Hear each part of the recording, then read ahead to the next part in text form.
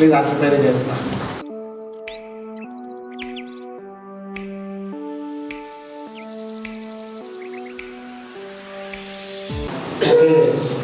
Is cultivating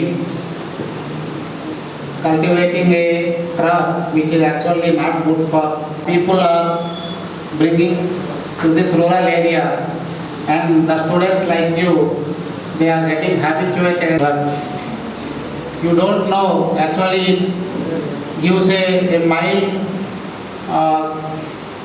effect to our brain, and we feel that we will be very happy by taking the drug, okay, because we are getting a mild problem in our brain. But unfortunately, once we get habituated, it becomes a problem for you because daily you will try to consume it, and this is really the biggest problem in Telangana now, okay. So on this, the deputy commissioner having lot of aspirations on you, okay. And second one is illicit traffic. Sir will explain you very briefly about this and all, okay. So kindly listen carefully, apply it to your life to make a good citizens of India, okay. So you should be always happy, smiling, and all these things should be away from your life. So give this valuable speech.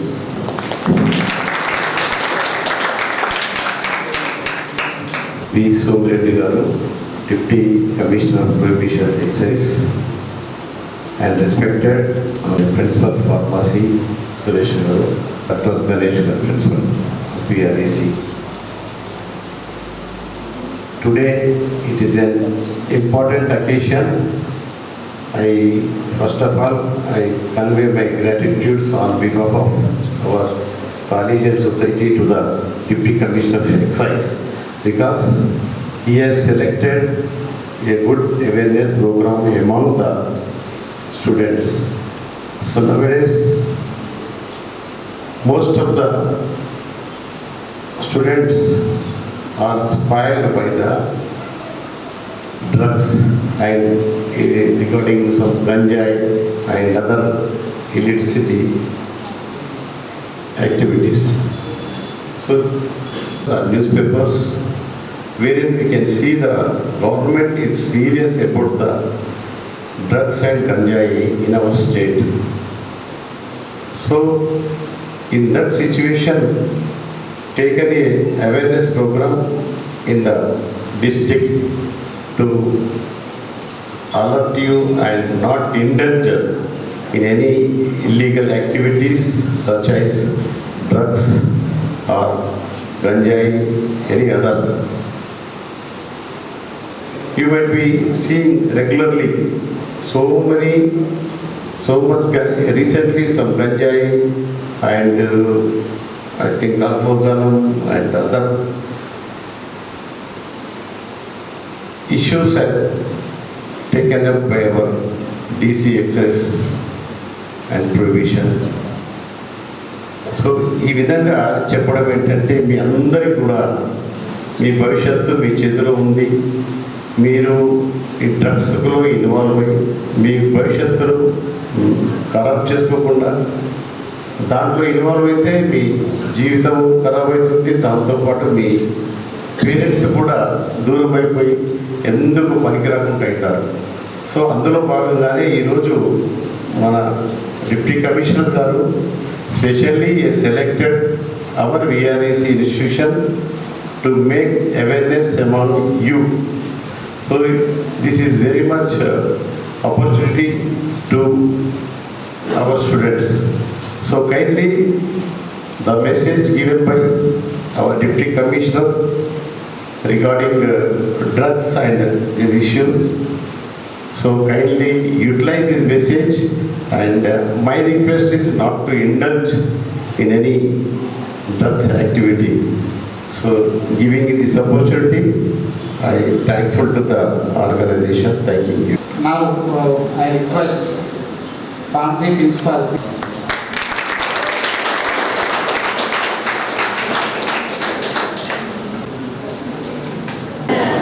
Drug abuse and human trafficking Illegal, Immoral Ideal Education Society, Sri K. Narendra Reddy Garu, Honorable Secretary of Ideal Education Society, Dr. G. Amrulata Madam Garu, my friend, Principal of Vijay Rural Engineering College, Dr. SNV Ganesh Garu, today special Honorable Chief Guest, the Deputy Commissioner, Prohibition and Excise, Nizamabad, Sri B. Sambireddy Garu, and Honorable Guest, District Prohibition, Excise and Prohibition, all of you, I welcome to you. And especially my dear faculty members and my dear students. So here, today everybody knows regarding about we had to having the freedom of life. On this freedom of life, our parents are lot of achievements and goals on particular kids.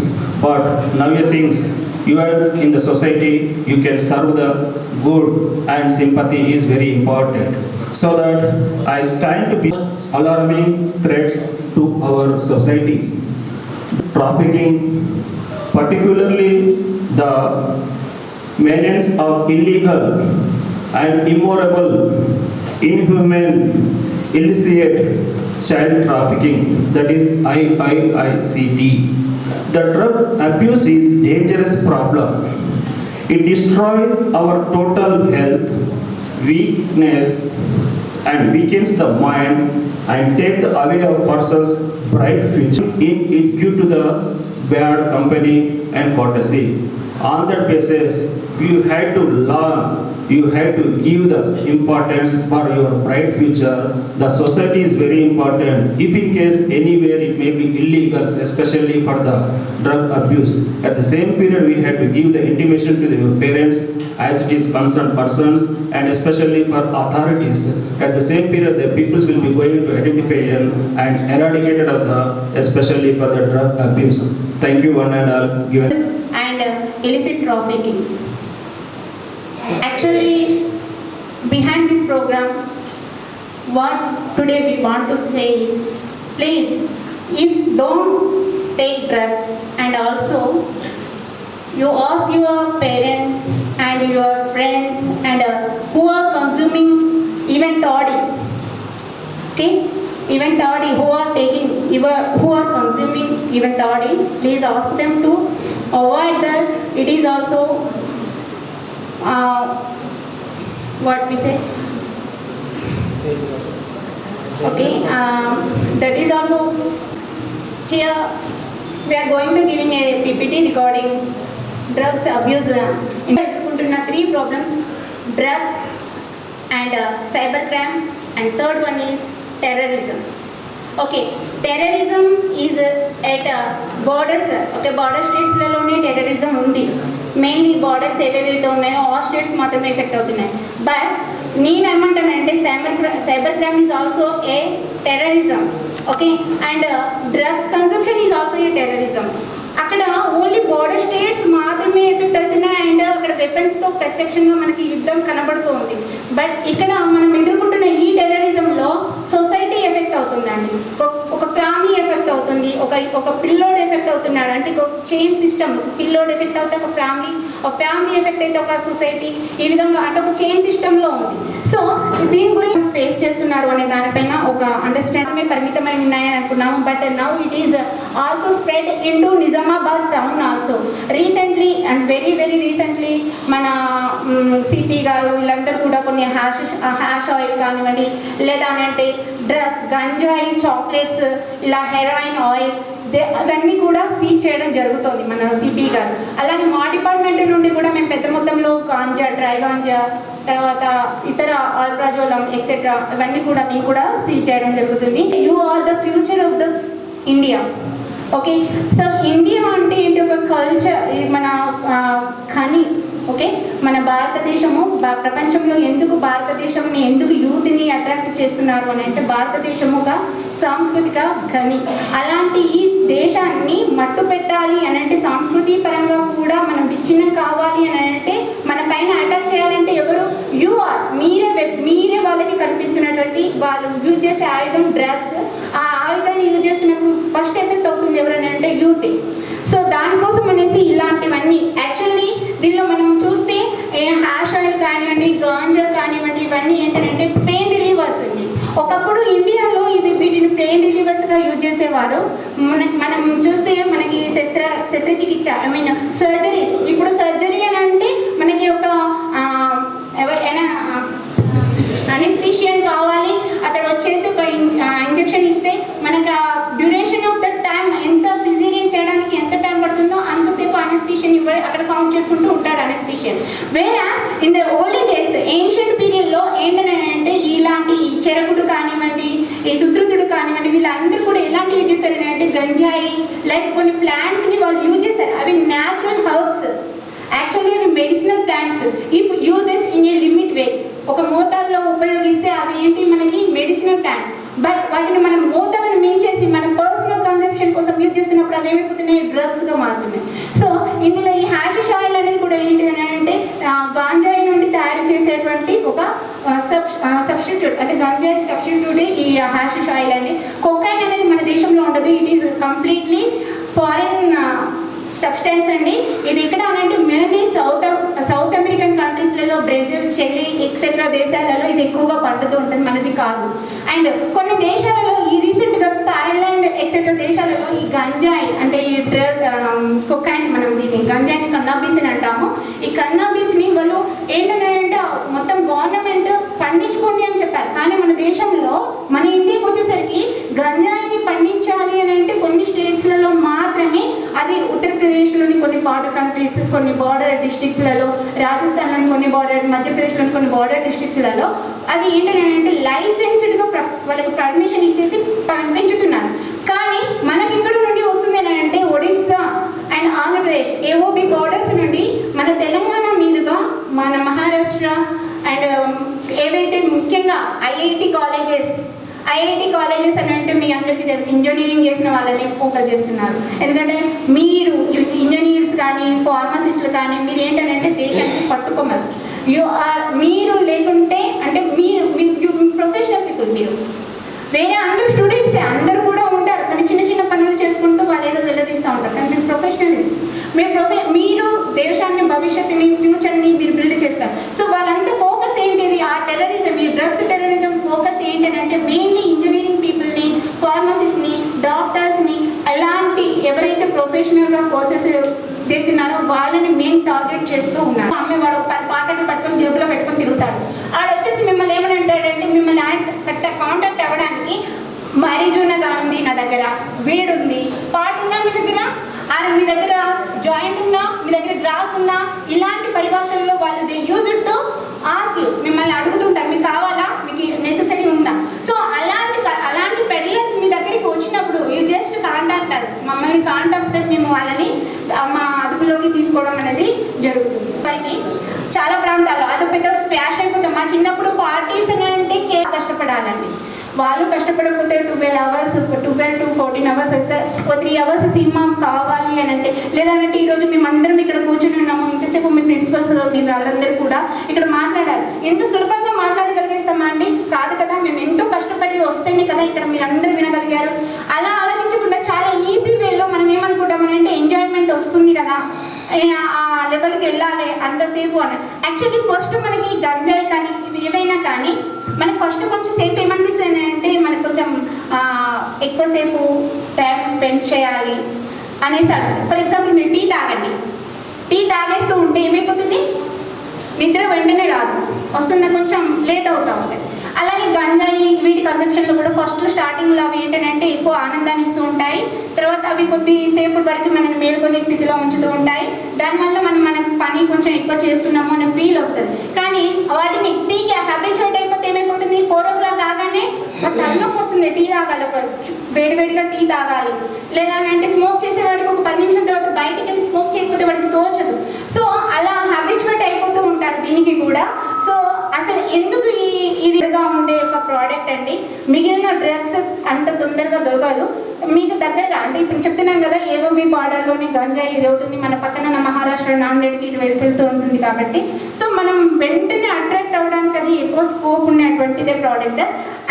Against drug abuse and మాదక ద్రవ్య వ్యతిరేక దినోత్సవం సందర్భంగా ఇక్కడ ఏర్పాటు చేసినటువంటి ఈ కార్యక్రమానికి అధ్యక్షత వహిస్తున్నటువంటి గౌరవ సెక్రటరీ విజయ ఇంజనీరింగ్ కాలేజ్ అమృత మేడం గారికి, చైర్మన్ నరేందర్ రెడ్డి గారికి, ఇంజనీరింగ్ కళాశాల ప్రిన్సిపల్ సురేష్ గారికి, గణేష్ గారికి అండ్ ఫార్మసీ కళాశాల ప్రిన్సిపల్ సురేష్ గారికి, అదేవిధంగా మా యొక్క ఎక్సైజ్ సిబ్బందికి, ఇక్కడ ఉన్న ఉపాధ్యాయులకు, ప్రియమైన చిన్నారులు అనొచ్చు మిమ్మల్ని అనుకూడదేమో, కళాశాల విద్యార్థులు అందరికీ కూడా పేరు పేరున ధన్యవాదాలు తెలియజేస్తూ,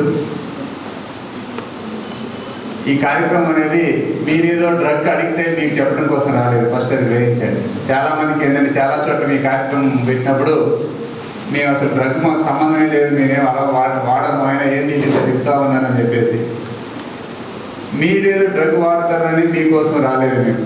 ఈ సమాజం బాగుపడాలంటే మన పాత్ర ఏంది? మన ఒక్కరు మంచిగా ఉంటే సమాజం మంచిగా ఉండదు, మన చుట్టూ ఉన్న వ్యవస్థ కూడా మంచిగా ఉండాలి. చాలా సందర్భాల్లో చెబుతాం, మన ఒక్కరు మంచిగా డ్రైవింగ్ చేసి కదా మన పక్కన మన ఎదురంగా వచ్చేవాళ్ళు కూడా మంచిగా డ్రైవింగ్ చేయాలి.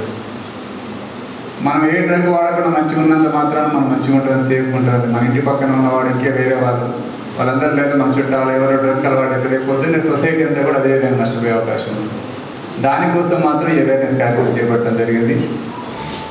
అది గ్రహించండి. ఫస్ట్ 99% ఇక్కడ ఉన్న పిల్లలందరూ మంచి పిల్లలే, ఎటువంటి డ్రగ్ అలవాటు లేదని నేను విశ్వసిస్తున్నా.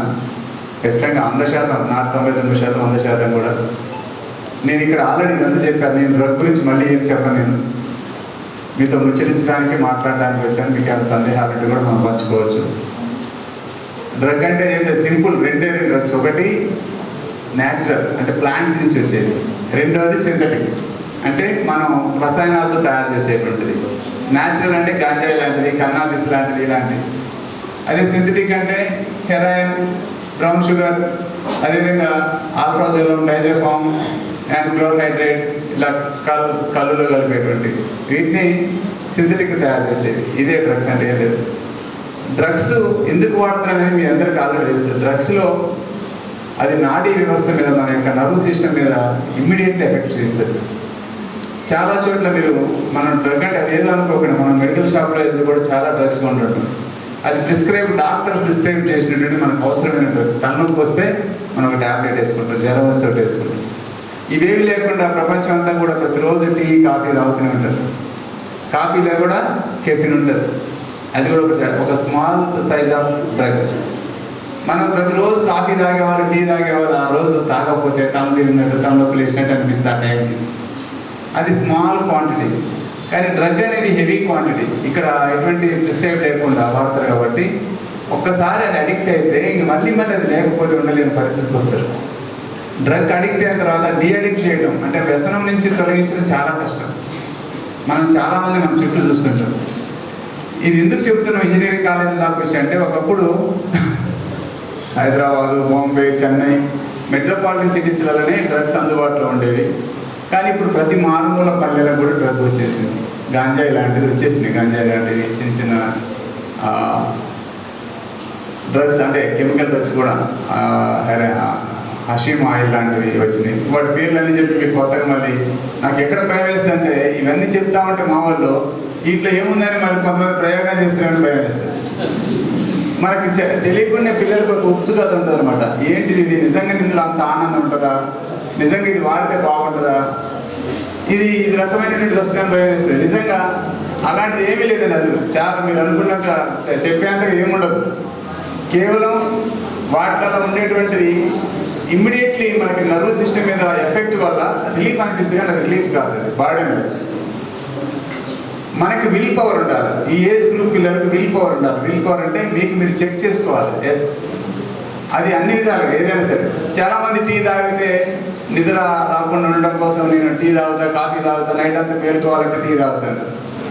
నేను యూనివర్సిటీలో ఉన్నప్పుడు 1995లో రోజుకు 10-12 టీలు తాగేవాడు ఈజీగా యూనివర్సిటీలో ఉన్నప్పుడు. ఒకసారి అల్సర్ లాగా అనిపిస్తే డాక్టర్ దగ్గర పోతే డాక్టర్ ఏమన్నాడంటే, నువ్వు టీ బాగా తాగుతున్నావు కాబట్టి తగ్గించు టీ అని చెప్పాడు. అల్సర్ అంటే కడుపులో నొప్పి రావడం. తగ్గించిన ఎందుకు డాక్టర్ అసలు బంద్ చేస్తా అంటే, అంత ఈజీగా బంద్ చేయలేస్తానంటే నేను బంద్ చేసి చూపిస్తాను. చెక్ చేసుకున్న విల్ పవర్ని. ఇప్పుడు ఇన్ని సంవత్సరాలు 94 నుంచి 2025 31 ఇయర్స్ నేను టీ తాగలేదు, నేను టీ కూడా తాగలేదు, అలవాటు లేదు. అంటే ఇది నా గొప్పతనం నేను అంటలేదు. లైఫ్లో మనం కొన్నిటిని మనం చెక్ చేసుకోవాలి, మన విల్ పవర్ ఏంటనేది. నేనేదో వేరే విధంగా కాదు, నా ప్రస్థానం అనేది చాలా సందర్భాలు చెబుతున్నాను నేను. ఇక్కడున్న వాళ్ళందరూ కూడా నాకన్నా తెలియగలవాలి, ఇక్కడున్న పిల్లలందరూ కూడా నాకన్నా తెలియగలవాలంట. ఎందుకంటే నేను ఇంటర్మీడియట్లో 5 సబ్జెక్టులు ఉంటే 4 ఫెయిల్ అయ్యాను. Maths, physics, chemistry, English. MPC, మీరందరూ ఇంజనీరింగ్ అంటే ఎంపీసీ వాళ్ళే. ఇంటర్మీడియట్లో తెలుగు తప్ప నేను అన్ని ఫెయిల్ అయ్యాను ఫస్ట్ ఇయర్. కారణం ఏంటంటే 1 సంవత్సరం 195 సినిమాలు చూశాను. సినిమా అంటే అంత పిచ్చి, ప్రతిరోజు సినిమాలు చూసేది, కాలేజ్కి వెళ్ళబట్టి సినిమాలు చూసేది. ఖచ్చితంగా మరి చదవకపోతే ఫెయిల్ అవుతారు కదా. ఫెయిల్ అయిన తర్వాత మా నాన్నగారు సహజంగా ఇంటర్మీడియట్ ఫెయిల్ అయిన ఊరుకు వ్యవసాయ కుటుంబం తీసుకొచ్చి వ్యవసాయం చేయించింది. 1 సంవత్సరం అంతా అప్పట్లో ట్రాక్టర్ లేవు, అరకని అంటారు, ఎద్దులతో తినేదాన్ని అరక అంటారు. అరకు తిన్నారు, సాగు 20 దున్ని రోజుకు 20-30 కిలోమీటర్లు నడవాలి. అప్పుడు అనిపించింది ఈ కష్టం ఏదో చదువులో పెడితే అయిపోతుంది కదా, ఏంటి బాధ అని చెప్పేసి రియలైజ్ అయ్యి డిగ్రీలో మళ్ళీ మ్యాథ్స్ నాకు అర్థం కాదు, మ్యాథ్స్తో నాకు వద్దని చెప్పేసి ఆర్ట్స్ తీసుకున్నాను. నేను BA HEB తీసుకున్నా. 3 ఇయర్స్ చాలా హార్డ్ వర్క్ చేసి యూనివర్సిటీ గోల్డ్ మెడల్ కొట్టాను. అది ఓకే. అంటే మనం చెక్ చేసుకోవడం, మనం పడిపోయినా కానీ మనం ఎలా నిలబడవచ్చు, నేను ఫెయిల్ అయినా మళ్ళీ ఎలా నిలబడవచ్చు, అది ఒక ప్రస్థానం. యూనివర్సిటీలో ఉస్మానియా యూనివర్సిటీలో జాయిన్ అయ్యాను. తర్వాత MAST వచ్చి జాయిన్ అయ్యాను. జస్ట్ అట్లా జాయిన్ అవుతుంటేనే 21 ఇయర్స్ ఈ ఎగ్జామ్ గ్రూప్ 2లో ఎక్సైజ్ ఇన్స్పెక్టర్ జాబ్ పడ్డది. డైరెక్ట్ రాశాను నేను అప్పుడే. 21 ఇయర్స్లో రాశాను. నాకు జాబ్ వచ్చి జాయిన్ అయ్యేసరికి నేను 22nd ఇయర్లో ఇన్స్పెక్టర్ జాయిన్ అయ్యాను. అది అంటే ఒక ఇంటర్మీడియట్లో 4 సబ్జెక్టులు ఫెయిల్ అయిన ఒక అబ్బాయి జస్ట్ 3 ఇయర్స్లో తనను తాను చెక్ చేసుకొని రీచెక్ చేసుకొని తన ప్రస్థానాన్ని మళ్ళీ స్టార్ట్ చేసి తన విల్ పవర్ని తను నిలబెట్టుకొని ఇక్కడ రాగలిగిందంటే, మరి ఇక్కడ అన్ని సబ్జెక్టులు ఫెయిల్ అయిన వాళ్ళు అందరూ ఉన్నారు. మీ అందరూ కూడా ఎవరు 4 సబ్జెక్టులు ఫెయిల్ అయిన వాళ్ళు ఎవరు ఉండకపోవచ్చు మేబీ. మీ అందరూ కూడా అందుకోసం ఇందాక నేను అన్నా, మీరందరూ నాకన్నా తెలియగలవాలి అని చెప్పేసి నేను అన్నాను. కాకపోతే మీలో ఎంత విల్ పవర్ ఉంది, నిజంగా నేను నిలబడగలనా, నేను నిలబడి నా కుటుంబానికి లేకపోతే మా అమ్మ నాన్నకి లేకపోతే మా సిస్టర్స్కి బ్రదర్స్కి నేను ఒక రోల్ మోడల్ ఉండగలను, నేను నిలబడగలన్నప్పుడు ఈ డ్రగ్స్ ఇవన్నీ మన జోలికి రావు, మన దగ్గర కూడా రావు. ఎప్పుడైతే మనకు బాధ్యత లేదో, కుటుంబం అన్నా కానీ మన యొక్క నేపథ్యానికి బాధ్యత లేకుండా అమ్మ నాన్న కష్టపడి సంపాదించేస్తుంటే ఊరినే జులాయిగా తిరగటం, లేకపోతే విచ్చలవిడికి ఖర్చు పెట్టడము, పైసలు విలువ లేకపోవటము, మనం దుర్వ్యసనాలకు అలవాటు కావటము, ఇవన్నిట్లో ఉన్నప్పుడు ఆటోమేటిక్గా నువ్వు పతనమవుతున్నట్టే. ఏ గంజాయో నిన్ను నాశనం చేయనవసరం లేదు, ఒక గంజాయో లేకపోతే వేరే ఇంకేదో డ్రగ్ నాశనం చేయనవసరం లేదు. నీకు విల్ పవర్ లేకపోవడమే అది పెద్ద వ్యసనం, నష్టం. అది అంటే నీకు ఒక ఛాలెంజ్ లేకపోవడం, నీ లైఫ్ పట్ల నీకు బాధ్యత లేకపోవడమే అది పెద్ద ప్రమాదం. కాబట్టి ఇవన్నీ మనకి ఎప్పుడు వస్తాయంటే ఈ బాధ్యత లేని తన నుంచి వస్తాయి. ఎవరు గంజాయికి అలవాటు పడతారు? బాధ్యత లేని వాళ్ళు, రెస్పాన్సిబిలిటీ లేని వాళ్ళు, కుటుంబం పట్ల రెస్పాన్సిబిలిటీ లేని వాళ్ళు, అమ్మ నాన్న సంపాదిస్తుంటే, అమ్మ నాన్న ఖర్చు పెడుతుంటే, అమ్మ నాన్న మన మీద ఎన్నో ఆశలు పెట్టుకుని వాళ్ళు ఇబ్బంది పడుతుంటే, మనం కనీసం మన ప్రయత్నంగా మనం ఏం చేస్తున్నాం, మన చదువుకు మన అర్థంగా మనం కష్టపడుతున్నాం. రేపు నా పరిస్థితి ఏంటి, నేను ఇంజనీరింగ్ అయిపోయిన తర్వాత నేనేం చేయాలి, ఆఫ్టర్ మై ఎడ్యుకేషన్ ఏం చేయాలి, నీకు దగ్గర ఏముంది, నువ్వు ఏం నేర్చుకున్నావు, నీ స్కిల్ ఏంది, నీ స్కిల్ నువ్వు చెక్ చేసుకోవాలి.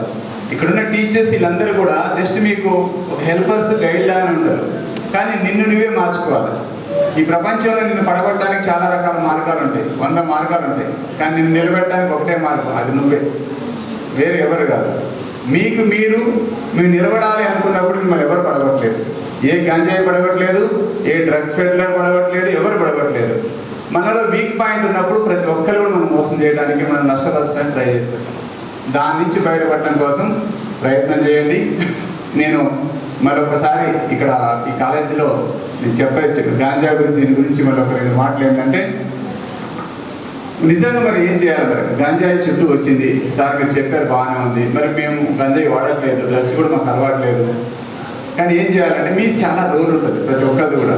మనం వాడట్లేదు కరెక్టే, మన చుట్టూ ఎవరైనా వాడుతున్నా కానీ, గంజాయి తాగుతున్నా కానీ, అమ్ముతున్నా కానీ, లేకపోతే గంజాయి పండిస్తున్నా కానీ ఇందాక చెప్పారు మన వాళ్ళు, గంజాయి ఇక్కడ మన రాష్ట్రంలో లేదు, ఆంధ్ర ఒరిస్సా బోర్డర్ ఏఓబి బోర్డర్లో అక్కడ తయారు చేస్తున్నారు, అంటే పండిస్తున్నారు. అక్కడి నుంచి అది పెద్ద మొత్తంలో బాంబేకి హైదరాబాద్కి ఇలా వెళ్తూ నాందేడ్ కూడా వచ్చి, నాందేడ్ నుంచి మన నిజామాబాద్ కూడా వస్తుంది అని చెప్పేసి. ఇది నిజమేది. మన దగ్గర ఒకప్పుడు గాంధారి మండలం ఇక్కడ ఉంది. ఎవరన్నా మీకు తెలిసిన వాళ్ళు, మీకు గాంధారి మండలం తెలిసే ఉంటుంది, కామారెడ్డి జిల్లా గాంధారి. అక్కడ గాంధారి ఏరియాలో గాంజా కల్టివేషన్ ఉండేది. కానీ తర్వాత ఫారెస్ట్ కూడా తగ్గిపోయింది, అవేర్నెస్ పెరిగిపోయింది. ఇప్పుడు కల్టివేషన్ కూడా ఎవరు చేయట్లేదు, గాంజా కల్టివేషన్ కూడా ఎవరు చేయట్లేదు. నిజామాబాద్ జిల్లాలో ఆల్మోస్ట్ చాలా వరకు కల్టివేషన్ లేదు, గాంజాయి కల్టివేషన్ లేదు. మనకి బయట నుంచే వస్తుంది కల్టివేషన్. కాబట్టి గాంజాయి పండించే వాళ్ళు ఎవరు ఉండరు, కానీ అమ్మే వాళ్ళు ఉండరు. అందుకు అమ్ముతున్న వాళ్ళు అంటే వాడికి లాభం. ఒక మాఫియా ఇది, గాంజా అనేది ఒక మాఫియా, డ్రగ్ మాఫియా అంటారు. ₹1 పెట్టుబడి పెడితే ₹10 లాభం వచ్చినప్పుడు అక్కడ మాఫియా అనేది కావచ్చు. అంటే తక్కువ పెట్టుబడితో ఎక్కువ సంపాదించాలి. ప్రజల ఆరోగ్యంతో సంబంధం లేదు, ఈ వ్యవస్థతో సంబంధం లేదు, ఈ నష్టంతో సంబంధం లేదు, వాడికి డబ్బులు కావాలి. ఇలాంటి వ్యవస్థలో మనం ఉన్నాం. కాబట్టి మనం ఎంతకని దీన్ని పోలీసులు కానీ ఎక్సైజ్ డిపార్ట్మెంట్ చేయగలుగుతారు. మాకున్న సిబ్బంది ఎంతమంది, మొత్తం జిల్లా జనాభా ఎంత, మాకుండే సిబ్బంది మొత్తం కలిపి కూడా 200. అక్కడ 1908 అని చెప్పేసి ఇంకో నెంబర్ కూడా ఉంది, టోల్ ఫ్రీ నెంబర్. దానికైనా సరే ఇన్ఫర్మేషన్ చేయొచ్చు. అలాగే ఇది ఒక రకమైనటువంటి హెల్ప్. రెండోది, మన బంధువులలోనో లేదా మన చుట్టాలలోనో మన ఫ్రెండ్స్లో ఎవడన్నా అడిక్ట్ అయ్యి ఉంటే, అంటే ఆల్రెడీ అయిపోయాడు పాపం, వాడు అడిక్ట్ అయిపోయాడు, అట్లా వదిలిపెడదామని అట్లా వదిలిపెట్టదు. వాడిని కూడా మార్గం చూపించాలి. వాడు తెలుసో తెలియకో అలవాటు పడతాడు. అలాంటప్పుడు డిఅడిక్షన్ సెంటర్స్ అంటారు. అంటే అడిక్ట్ అయిన వాళ్ళని బయటపడేయడానికి మార్గాలు ఉంటాయి. అవి అందరూ సైకియాట్రిస్టులు ఉంటారు, డాక్టర్స్ ఉంటారు, గవర్నమెంట్ హాస్పిటల్, ప్రైవేట్ హాస్పిటల్ ఉన్నారు. డిపార్ట్మెంట్ పరంగా మీరు అడిగినప్పుడు డిపార్ట్మెంట్ కూడా హెల్ప్ చేస్తుంది. ఇలా అంటే ఆల్రెడీ అలవాటైన వాళ్ళని కూడా మనం డిఅడిక్ట్ చేసి వాళ్ళని కూడా జనజీవన స్రవంతులకు మళ్ళీ మామూలు వ్యక్తులుగా తీసుకురావాల్సిన బాధ్యత కూడా మన మీద ఉంటుంది. మన చుట్టూ జరుగుతున్న నేరాన్ని ప్రివెన్షన్ చేయడం, అంటే కంట్రోల్ చేయడం. రెండోది, ఒక నేరం జరిగిన తర్వాత ఇచ్చేయటం. ఇందాక మా సబ్ ఇన్స్పెక్టర్ సుష్మిత కూడా మాట చెప్పింది. మీకు తెలుసో తెలియకు చాలామంది ఈ మధ్యకాలంలో పేపర్లు చూస్తుంటే గంజాయి అమ్ముతూ పట్టుబడ్డ ఇంజనీరింగ్ స్టూడెంట్, గంజాయి అమ్ముతూ పట్టుబడ్డ NIT వరంగల్ స్టూడెంట్, గంజాయి సేవిస్తూ దొరికినటువంటి పలానా డిగ్రీ కళాశాల విద్యార్థులు అని చెప్పేసి చాలా వార్తలు పేపర్లలో వస్తుంది. ఎందుకు ఇంజనీరింగ్ పిల్లలు వీళ్ళు ఎక్కువ వస్తారంటే, ఇప్పుడు మొన్న ఇంటర్మీడియట్ తర్వాత హైయెస్ట్ చదివి ఇంజనీరింగ్ డిగ్రీని అయిపోయింది. మొన్న 100 మందిలో ఇంజనీరింగ్కి 60 మంది వెళ్ళిపోతున్నారు, మిగతా 40 మందిని మాత్రం వేరే తీసుకుంటున్నారు. సహజంగా కొంచెం గంజాయి అమ్మే వాళ్ళు ఏంటంటే ఎకనామికల్ వాడికి లాభం రావాలి కాబట్టి కొద్ది గొప్ప డబ్బులు ఉన్న వాళ్ళకి అమ్మడానికి ట్రై చేస్తారు. అసలు ఏం డబ్బులు లేని వాళ్ళ దగ్గర ఏం అమ్మలేడు. ఇది గాంజాయి అనేది కూడా ఏమైంది, ఒక చిన్న ప్యాకెట్ లాగా మార్చేసి అమ్ముతున్నారు. అంటే వాడికి అది ₹5 పెడితే ఆ ప్యాకెట్ బయట ₹100 అట్లా కలిపితే ₹50 అట్లా అమ్మేస్తారు. కాబట్టి అలాంటి ఫెడ్లర్స్ని అమ్మేవాళ్ళని ఫెడ్లర్స్ అంటారు. ఈ డ్రగ్ ఫెడ్లర్స్ని మనం పట్టుకోవాలంటే సాధ్యం కాదు, ఎక్కడో ఉంటారు వాళ్ళు, కనపడకుండా ఉంటారు. మీ మధ్యలోనే మీకు ఎవరో వాళ్ళు ఫస్ట్ ఏం చేస్తారంటే ఫ్రీగా ఇస్తారు. ఇది చూడు, స్మెల్ చూడు, తర్వాత ఇది వాడి చూడని చెప్పేసి ఫ్రీగా ఇస్తారన్నమాట. అలా 4 రోజులు 5 రోజులు ఫ్రీగా ఇచ్చిన తర్వాత ఏమైంది, అది మనల్ని అడిక్ట్ చేసేస్తారు. మనం ఒకసారి దానికి అలవాటు పడ్డాక డబ్బులు ఇచ్చి మనమే కొనుక్కోవాల్సి వస్తుంది. ఒక దశలో మన దగ్గర పైసలు ఉండవు, డబ్బులు ఉండవు. అప్పుడు ఏం చేస్తారంటే, ఓకే నువ్వు డబ్బులు చెప్పిన నలుగురికి అలవాటు, ఇంకొక నలుగురికి మీ ఫ్రెండ్స్కి ఇవ్వు, వాళ్ళ నుంచి డబ్బులు తీసుకొచ్చి అంటారు. అలా ఫ్రెండ్స్కి అలవాటు చేసేస్తారు. అది ఒక చైన్ లాగా వెళ్ళిపోతుంది అనమాట. అంటే నేను ఒక్కనే కాకుండా నీ చుట్టూన్న చాలా మందిని కూడా అలవాటు చేసేస్తారు. ఈ విషయ వలయంలో మీరు ఇరుక్కున్నారంటే ఇక మీరు బయటికి రావడం చాలా కష్టమైంది. ఇది ఎంత కేవలం అమ్మటం, తాగడం, డబ్బులు ఒకటే పోవు. ఒకటి ఎకనామికల్ నష్టపోతారు, రెండోది సామాజికంగా మీరు నష్టపోతారు, సొసైటీ మీరు వెలివేయబడతారు. గంజాయి తాగుతున్నారంటే మీకు ఏమాత్రం రెస్పెక్ట్ దొరకదు, మీ చుట్టూ ఉన్న వాళ్ళు మిమ్మల్ని అసహించుకుంటారు. వీటన్నిటికన్నా ఇంకోటి ఏంటంటే, మీరు పొరపాటున కనుక ఈ నేరంలో దొరికితే, గంజాయి తాగినా కానీ, గంజాయి అమ్మినా కానీ, గంజాయితో పట్టుబడినా కానీ, అది మామూలు సాధారణమైనటువంటి ఇండియన్ పీనల్ కోడ్ యాక్ట్ కాదు. దీని మీద నార్కోటిక్ డ్రగ్ NDPS అని అంటారు, narcotic drugs and psychotropic substances act అని చెప్పేసి 1985 పవర్ఫుల్ యాక్ట్. మర్డర్ చేసిన దానికన్నా ఎక్కువ శిక్ష పడింది. అంటే హత్య చేసిన దానికన్నా కూడా చాలా పవర్ఫుల్ లెవెల్. కనీసం మినిమం 10 సంవత్సరాలు జైలు శిక్ష, మ్యాక్సిమం 20 సంవత్సరాలు జైలు శిక్ష పడింది. చాలామంది పిల్లలు మాకు చాలా బాధ అనిపిస్తుంది, వాళ్ళ దగ్గర దొరికితే కేసు పెట్టాలంటే వాడు భవిష్యత్తు అంతా పోతే అని చెప్పి బాధ అనిపిస్తుంది, కానీ తప్పదు. అలాంటప్పుడు వాళ్ళకి జాబ్ కానీ ఏ అవకాశాలు రావు. ఒకసారి ఆ కేసులు ఇరుక్కుంటే మీకు జాబ్స్ రావు, ఏ బ్యాంకు పోయినా లోన్ ఇవ్వరు, మీ మీద ఒక రౌడీ షీట్ అనే ముద్ర పడిపోద్ది. ఇవంతా ఉంటాయి. ఇవేమి తెలియక ఏదో సరదాగా వాళ్ళు పక్కవాడిచ్చిండు లేదా ఏదో షాప్లో దొరుకుతుంది అని చెప్పేసి మీరు తాగడానికి మరి వాళ్ళు చేసినారంటే అది ఆ తర్వాత మీ లైఫ్ అంతా క్లోజ్ అయిపోయింది. మీ లైఫ్ అంతా మీరు క్లోజ్ అయినట్టే.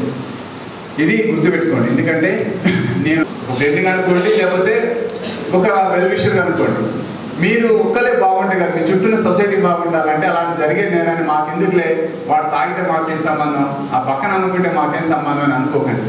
అది రేపు పక్క నుంచి మీ ఇంటికి వస్తుంది, మీ పక్క ఇంటికి వస్తుంది. రేపు పొద్దున వాడే మన పట్లకి ఏదైనా చేయడానికి అగాయిత్యం చేయడానికి కూడా అవకాశం ఉంటుంది. ఇందాక మేడం చెప్పినట్టుగా ఆ డ్రగ్ తీసుకున్న తర్వాత వాడికి మానసిక స్థితి ఉండదు. వాడు తల్లి చెల్లా ఎవరా, నేను ఏం చేస్తున్నా, చంపుతున్నానా లేకపోతే ఏం చేస్తున్నా అనేది కూడా తెలియదు.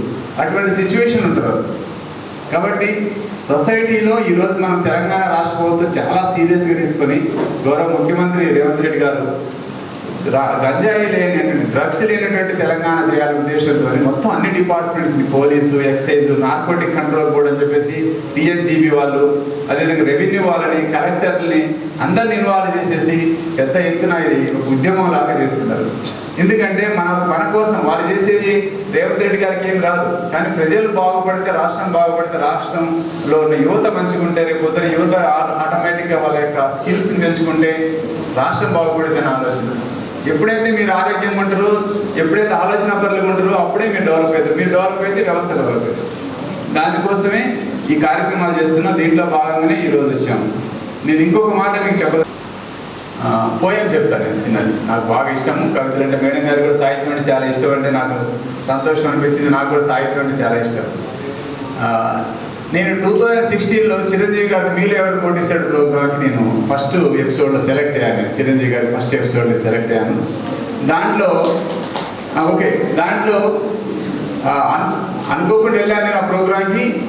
అప్ టు 1 crore దాకా వెళ్ళిపోయాను. డైరెక్ట్గా 15th క్వశ్చన్ దాకా వెళ్ళిపోయాను. 1 crore దాకా వెళ్ళిపోయాను. నాకు ఒక జీవితంలో గొప్ప అవకాశం ఏంటంటే 3 days చిరంజీవి గారితో కలిసి జర్నీ చేసే అవకాశం దొరికింది. 3 రోజులు ఆయనతోనే కూర్చొని మాట్లాడటం, ఆయన రూమ్, ఆయన క్యాబిన్, 3 days వాళ్ళ కుటుంబంతో. ఆ తర్వాత ప్రోగ్రామ్ అయిన తర్వాత కూడా మళ్ళీ నేను ఒక రోజు వాళ్ళ ఫ్యామిలీ పిలిస్తే వాళ్ళ ఫ్యామిలీతో కలిసి డిన్నర్ చేశాను. అదంతా ఒక మెమరీ. కానీ ఆ వ్యక్తిని దగ్గర నుంచి చూసినప్పుడు చిరంజీవి లాంటి వ్యక్తి, ఒక సాధారణమైన వ్యక్తి, మామూలు కుటుంబం నుంచి వచ్చిన ఒక వ్యక్తి అక్కడ దాకా పోగలిగిందంటే ఆయన వెళ్ళిపోవాలి. ఎందుకంటే చాలా మనం ఎదుగుతున్నప్పటికీ మన చుట్టూ మనం నాశనం చేయడానికి చాలా ఉంది. అందులో సినీ ఇండస్ట్రీలో ఉన్న వాళ్ళకి డ్రగ్స్ అనేది చాలా ఫ్రీక్వెంట్గా దొరుకుతుంటాయి. సినిమా ఇండస్ట్రీ ఆయన చాలాసార్లు అనేవాడు అనమాట. ఇవి నేను ఎక్సైజ్ డిపార్ట్మెంట్ ఉన్నప్పుడు డిస్కస్ చేసేవాడు. ఎందుకంటే వాళ్ళ ఫాదర్ కూడా ఎక్సైజ్ కానిస్టేబుల్ జాయిన్ అయ్యి ఆయన రిటైర్ అయ్యాడు, అసిస్టెంట్ ఎక్సైజ్ సూపరింటెండెంట్ రిటైర్ అయ్యాడు. ఆయన అనేవాడు, మా ఫాదర్ కూడా మీ డిపార్ట్మెంట్లో చేశాడండి. ఈ డ్రగ్స్ ఇవి మా ఇండస్ట్రీలో కూడా చాలా చోట్ల ఉంటుంది. ఎందుకు దీనికి అలవాటు అయిపోతారు, అనవసరంగా జీవితాన్ని నాశనం చేసుకుంటారు. నాకు 8 సంవత్సరాల కెరియర్లో నేను ఎక్కడ కూడా నేను ఒకసారి కూడా దాన్ని జోలికి పోలేదు నేను అని చెప్పేసి అన్నప్పుడు, అంటే ఒక వ్యక్తి ఆ స్థాయికి ఎదగడానికి, ఒక చిరంజీవి లాంటి ఒక వ్యక్తి అక్కడ దాకా వెళ్ళడానికి మధ్య ఆయన నాశనం చేయడానికి కూడా చాలా రకాలైనటువంటి వచ్చి ఉండే అవకాశాలు. కానీ తన విల్ పవర్ వల్ల తను ఆడికి వెళ్ళగలిగాడు. నేను మిమ్మల్ని అందరినీ కూడా కోరుకునేది ఏంటంటే, మనల్ని మనం చెక్ చేసుకోవడానికి మనకు విల్ పవర్ ఉండాలి. మిమ్మల్ని వేరే వాళ్ళు ఎవరో అంతరిక్షంలో వచ్చి బాగు చేయరండి. మిమ్మల్ని ఎవరో గొప్ప వాళ్ళకి తీసుకోరు. మిమ్మల్ని బాగు చేయగలిగేది మీరే. మీరు తీర్చిదిద్దుకోగలిగే అవకాశం మీకే ఉంటుంది. మిమ్మల్ని మించిన వాళ్ళు ఎవరు ఉండరు. ఎందుకంటే ఈ ప్రపంచంలో ప్రతి వ్యక్తి కూడా యునిక్, అసాధారణమైన వ్యక్తి. మీలో ఏదో ఒకటి ఉంటుంది. దాన్ని మీరు గ్రహించి మీరు ముందుకు వెళ్తే మీరు ఎక్కడికి వెళ్ళగలుగుతారు. చిన్న గంజాయి ఇట్లాంటి వాటికి పడిపోతే జీవితం నాశనం కాదు, మొత్తం వ్యవస్థ కూడా నాశనం అవుతుంది. ఓకే, థ్యాంక్ యూ ఈ అవకాశం ఇచ్చినందుకు.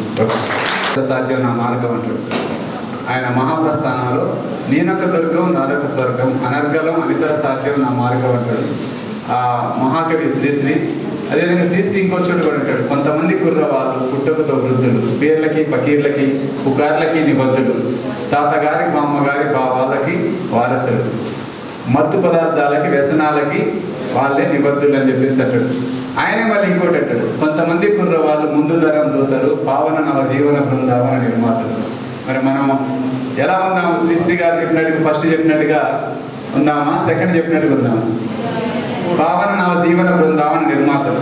మరి అలా ఉండాలంటే మీకు మీరే చెక్ చేసుకోండి. మీలో ఉన్న బలహీనతని మీరు మీ విల్ పవర్తో చెక్ చేసుకోండి. భారతీయ సంస్కృతిలో ఒక మంచి అంశం ఉంటుంది, కాశీ పోయిన వాళ్ళు తమకు ఇష్టమైన వదిలిపెట్టారంటారు. బాగా అంటే ఇష్టమైన ఏంటంటే బాగా అడిక్ట్ అయిన దాన్ని వదిలిపెట్టమని ఉద్దేశం. నీకు బాగా దేనికి అడిక్ట్ అయితే దాన్ని వదిలిపెట్టమంటున్నాడు. అంటే ఇక్కడ కూడా మీకు బాగా వ్యసనం ఉంటే ఏదైనా సరే టీ కూడా అతిగా తాగితే మంచిది కాదు, మంచినీళ్ళు కూడా అతిగా తాగితే మంచిది కాదు. ఏదైనా ఒక లిమిట్ ఉంటుంది. అలాగనే డ్రగ్ లిమిట్ లేదు కదా, కొంచెం తీసుకుంటానికి ట్రై చేయకండి. ఎందుకంటే డ్రగ్ అనేది అది మనం అంటేసుకుంటుంది మనం. కాబట్టి శ్రీశ్రీ గారు అన్నట్టుగా ఒక మంచి జనరేషన్ మనం క్రియేట్ చేయాలి, మన మీద బాధ్యత ఉంది. అది ఒక excise student excise deputy commissioner Somireddy వల్లనో లేకపోతే మేడం వల్లనో ఒక్కరి వల్ల కాదు, అది అందరు కలిస్తేనే అవుతుంది. మీ అందరూ కూడా ఇంజనీరింగ్ కాలేజీలో మంచి అవకాశం. ఎందుకంటే ఇవాళ మీరు నమ్ముతున్న నిజామాబాద్ కాలేజ్ ఇంజనీరింగ్ కాలేజీలో చెప్పారు ఇంతకుముందు 5 ఇంజనీరింగ్ కాలేజీలు అన్నీ పోయాయి సార్, ఒకటే మిగిలింది చెప్పారు. అదే ఈ ఇంజనీరింగ్ కాలేజ్ కూడా లేకపోతే మీరు ఎక్కడికో మళ్ళీ ఎదుర్కొంటూ హైదరాబాద్ అయితే వెళ్ళాల్సి వస్తుంది. నిజంగా ఇక్కడ ఇంజనీరింగ్ కాలేజ్ ఇప్పుడు కూడా మళ్ళీ ఎన్ని కష్టాలు నష్టాలు ఇబ్బందులు ఉన్నా కానీ నడిపిస్తున్నట్టు. ఎందుకంటే ఎడ్యుకేషన్ ఇన్స్టిట్యూషన్స్ నాకు తెలుసు. నాకు ఎడ్యుకేషన్ అంటే ఫ్యాషన్. నేను ఇష్టంగా మా బాబు రిషి వ్యాలీ స్కూల్లో చదువుతుంటే అలాంటి స్కూల్ ఎందుకు పెట్టకూడదని చెప్పేసి మా మేడం మేము కలిసి ఒక చిన్న స్కూల్ స్టార్ట్ చేసి కోదాడలో నడిపిస్తున్నాం. ఒక స్మాల్ స్కూల్, ఒక బ్యూటిఫుల్ స్కూల్. ఎన్ని ఇబ్బందులు ఉంటాయి స్కూల్ నడపడం నాకు తెలుసు. ఇంజనీరింగ్ కాలేజ్ అంటే ఇంకా ఎక్కువ ఇబ్బందులు ఉంటాయి. అయినా కానీ ఒక కాలేజీని ఇంత నడుపుతుందంటే వాళ్ళకి ఆ బాధలు తెలుసు, మాకు తెలుసు. అలాంటి కాలేజీలో మీరు ఉన్నారు. మీరు మంచి ప్రయోజకులు అయితే పైకి ఎదిగితే సంతోషించే వాళ్ళ మొదటగా ఈ ఇన్స్టిట్యూషన్ చైర్మన్ వాళ్ళ సెక్రటరీ ఉంటారు. ఎందుకంటే మా పిల్లలు బాగా చదువుకురు, పలానా స్థాయికి వెళ్ళారు, పలానా దగ్గరికి వెళ్ళారు అని చెప్పేసి అవి మీ నుంచే వస్తుంది. అలాగే మీరు పాడైపోయి ఎక్కడో గంజాయి దొరికితే ఒక విజయ్ గంజాయి పట్టుకుని దొరికినంటూ ఒక విజయ్ ఇంజనీరింగ్ కాలేజీలో స్టూడెంట్ గంజాయి దొరికినానంటారు. అది ఇండివిజువల్గా మీకు చెడ్డ పేరు రాదు, ఇన్స్టిట్యూషన్కి చెడ్డ పేరు వస్తుంది. కాబట్టి మీరు ఆ విధంగా కూడా మనం చెడు చేసేటప్పుడు చెడు అనేది కేవలం వ్యక్తిగతంగా ఎవరు అన్నారు, అది ఖచ్చితంగా సంస్థకి అది చెడ్డ పేరు అవుతుంది. కాబట్టి మీరు బాధ్యత గల పౌరులుగా ఉంటారని కోరుకుంటున్నాను. నేను బాధ్యతను మీరు ముందుకు తీసుకుపోతారని కోరుకుంటూ మీ అందరికి మంచి భవిష్యత్తు ఉండాలని మరీ కోరుకుంటూ ముగిస్తున్నాను. Thank you. Deputy commissioner prohibition and excise Somireddy garu, Susmitha garu, మీరిద్దరు చాలా చక్కగా ఇన్ డీటెయిల్ మీకు implications and complications, problems of ఈ డ్రగ్స్ది గురించి మీకు వివరంగా చెప్పారు. కానీ ఆ లాస్ట్ 2 బెంచెస్ వాళ్ళు ఏదో ముచ్చట్లు పెడుతున్నారు. లాస్ట్ 2 బెంచెస్ దయచేసి నిశ్శబ్దంగా ఉండండి. ఇక్కడ మీకోసమే చెప్పడం జరుగుతుంది. మరొకరి స్టాప్ చేయండి. ఇది డిసిప్లిన్ అంటే ఏంటంటే మనం కూడా దీని ఎరాడికేషన్ కోసం ఏం చేయాలి అన్నది. నేను మీకు ఒక ఛాలెంజ్ ఇస్తున్నాను, ఇటు బాయ్స్కి ఇటు గర్ల్స్కి. ఏంటంటే దీని మీద ఇప్పుడు చూశారు కదా, చిన్న వీడియో చూశారు కదా, షార్ట్ ఫిల్మ్స్ అనుకోండి. మీలో ఎవరైనా ఈ బాయ్స్కి ఇటు గర్ల్స్కి ఛాలెంజ్, ఒక చక్కటి షార్ట్ ఫిల్మ్ మీరు తీస్తే మీకు ఒక 25,000, మీకు ఒక 25,000 ఇస్తాను. దాన్ని అద్భుతంగా తీయాలి. అది తెలంగాణ అంతటా ప్రదర్శింపబడాలి. ఓకేనా? ఛాలెంజ్ని యాక్సెప్ట్ చేస్తున్నారా? Yes or no? Thank you. అమ్మాయిలు, సో అమ్మాయిలకి మధ్య పోటీ, అర్థమైంది కదా? అంటే స్క్రీన్ ప్లే మీదే, రైటర్స్ అంటే స్క్రీన్ ప్లే అంటే రైటర్స్ మీరే, యాక్టర్స్ మీరే. తర్వాత అంటే పాత్రధారులు, గాత్రధారులు, ఏదైనా పాట పాడితే పాట కూడా ఇంప్రూవ్ చేసుకోవచ్చు. కానీ అన్నీ కలిసి 10 minutesలో అయిపోవాలి. 10 minutesలో మొత్తం రావాలి, మొత్తం అంతరార్థం రావాలి. అర్థమైంది కదమ్మా? అబ్బాయిలు అమ్మాయిలు ఇద్దరికి చెప్తున్నా. Do you know the number of population at the time of our independence? Population. What was the population of our country at the time of our independence? Do you know? Come on, tell me. That is 70 years. So you tell me. All these days, one country was the most populated country. What was that? Now India, China. Previously it was China, now it is India. But more shocking news to know that the people who are under mid-teens and mid-20s, that is 18 to 25 age group, are the consumers and suppliers of the drugs. If we look into the gender-wise, 97% of the drug users are male. 97%. So in this way, we can give an appreciation certificate to the women like me and girls like you for not using drugs. There are different types of drugs, sir told you, alcohol, tobacco, cocaine, opium and ganja, that is called cannabis. Do you know how do they use alcohol? Girls may not be knowing, but in the form of injection, by inhaling the substance. Some people will offer something, if you inhale, automatically you will be addicted for this. So consequences of drug abuse, lung diseases, heart diseases, heart stroke, cancer and so on. Either self-control or seminars like this prevent such type of activities. Please don't talk. If it is not possible, they can take the help of AA. AA means Alcoholic Anonymous. It is a fellowship of the people who come together to solve their drinking problem. It doesn't cost anything to attend AA meetings. There are no age or education requirement to participate. Membership is open to anyone who wants to do something about their drinking problem. This organization is situated in Bangalore. Punishments for drug suppliers and drug users, sir already told you, I need not explain in detail. So we are thankful to Sir Somireddy Garu and other dignitaries of Excise Department, especially Susmita, for giving a valuable lecture in this regard. I thank you, all the students, for listening patiently, and also I am going to thank you if at all you produce short film. Thank you very much.